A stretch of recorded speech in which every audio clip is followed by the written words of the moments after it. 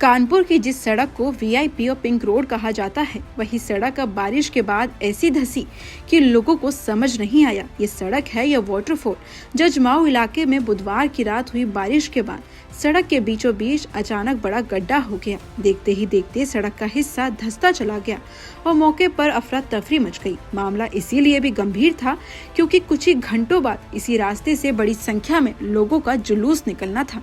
गनीमत रही कि प्रशासन ने समय रहते बैरिकेडिंग पर रास्ता बंद कर दिया, वरना भीड़ के बीच सड़क धंसने से बड़ा हादसा हो सकता था। लेकिन अब सवाल सिर्फ इस गड्ढे का नहीं है। सवाल है कि आखिर एक वीआईपी सड़क बारिश आते ही जमीन में कैसे धंस गई। स्थानीय लोगों का कहना है कि सड़क के नीचे नमामि गंगे की पाइपलाइन है और पिछले करीब 3 महीने से यहां पानी रिसने की समस्या थी। लोगों के मुताबिक शिकायतों के बाद ऊपर से मिट्टी डालकर सड़क की मरम्मत कर दी गई, लेकिन अगर नीचे पानी का रिसाव जारी रहा तो ऊपर से सड़क कितने दिन तक टिकती। और फिर बारिश हुई, पानी बढ़ा और सड़क ने जवाब दे दिया। स्थानीय लोगों का आरोप है कि इस सड़क पर पहले भी बार बार गड्ढे बनते रहे हैं और कई बार सिर्फ पैचवर्क करके मामला संभाल दिया जाता है। यानी सवाल ये नहीं है कि सड़क पर गड्ढे क्यों हुआ, सवाल ये है कि जब समस्या नीचे थी तो मरम्मत सिर्फ ऊपर की क्यों होती रही। मौके पर मौजूद लोगों ने भी सड़क की गुणवत्ता और बार बार होने वाली मरम्मत को लेकर सवाल उठाए हैं। एक स्थानीय व्यक्ति ने कहा कि छोटी सी बारिश में भी यहाँ परेशानी शुरू हो जाती है और पहले भी लोग गड्ढों की वजह से हादसे का शिकार हो चुके हैं। दूसरे स्थानीय लोगों का कहना है कि हर कुछ समय बाद सड़क पर कहीं न कहीं गड्ढा दिखाई देता है और यही वजह है कि अब सोशल मीडिया पर लोग इस सड़क को लेकर तंज कस रहे हैं।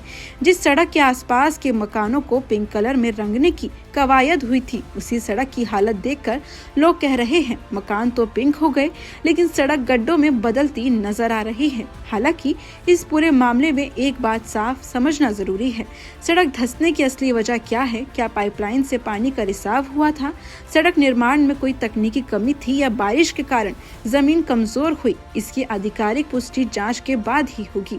लेकिन घटना ने सिस्टम की तैयारी पर सवाल जरूर खड़े कर दिए हैं, खासकर तब जब शहर की महत्वपूर्ण सड़क पर इतना बड़ा गड्ढा बन जाए और आसपास के मकानों पर भी खतरे की आशंका पैदा हो जाए।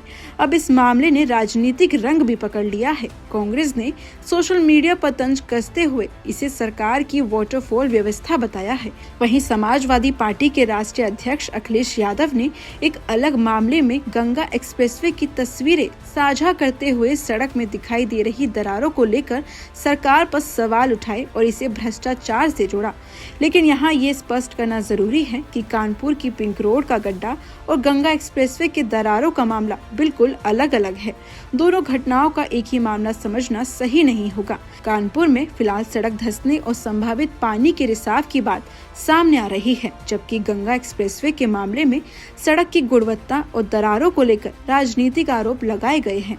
इनकी वास्तविक वजह तकनीकी जांच से ही स्पष्ट होगी। अब सवाल वापस कानपुर पर।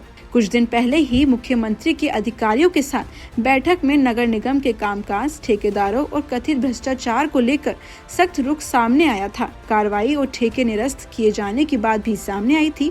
ऐसे में जजमाओं की सड़क का ये गड्ढा एक बड़ा सवाल जरूर छोड़ता है। कागजों पर सड़क कितनी मजबूत है और जमीन पर कितनी, क्योंकि जनता को सड़क ऐसी चाहिए जो सिर्फ उद्घाटन के दिन मजबूत ना दिखे, बल्कि बारिश के बाद भी उतनी ही मजबूती से खड़ी रहे। आज जजमाओं की सड़क पर बना ये गड्ढा सिर्फ मिट्टी और पानी का मामला नहीं है। ये सवाल है निर्माण की गुणवत्ता का, रखरखाव का और जवाबदेही का। बारिश हर साल आती है। अगर हर बारिश के बाद सड़कें धंसेंगी, गड्ढे बनेंगे और फिर पैचवर्क से काम चलाया जाएगा तो सवाल उठना तो स्वाभाविक है। गड्ढा सड़क में है या सिस्टम में? अब देखना होगा कि प्रशासन इस सड़क की जाँच कैसे करता है, असली वजह क्या निकल कर सामने आती है और सड़क को स्थायी तौर पर कब तक ठीक किया जाता है, क्योंकि सड़क सिर्फ आने जाने का रास्ता नहीं होती, उस पर जनता का भरोसा भी चलता है। फिलहाल इस खबर में इतना ही। ऐसी ही तमाम खबरों के लिए देखते रहें इंडिया हेडलाइंस टीवी।